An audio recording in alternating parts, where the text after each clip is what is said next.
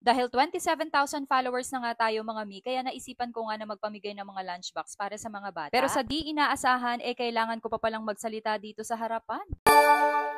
For today's vlog, bago nga kami pumunta sa aming agenda, inagahan nga namin ang alis para maihatid nga namin ang mga bata sa school. Pero grabe naman talaga itong traffic na sumalubong sa amin. Hindi ko inaasahan na ganito na siya kahaba. Aware naman ako na ganito karami ang volume ng mga sasakyan kapag ganitong oras sa umaga dahil nga halos magkakatabi ang mga school dito sa bayan. Pero yung cost talaga ng traffic ngayong araw hindi ko alam ang dahilan dahil mas dumoble ang dami ng sasakyan. Anyway, ito rin yung maganda kapag maaga kayong umaalis sa inyong mga bahay dahil kahit papaano meron tayong allotted time para hindi rin tayo mali. Pero muntika na kami ngayong araw.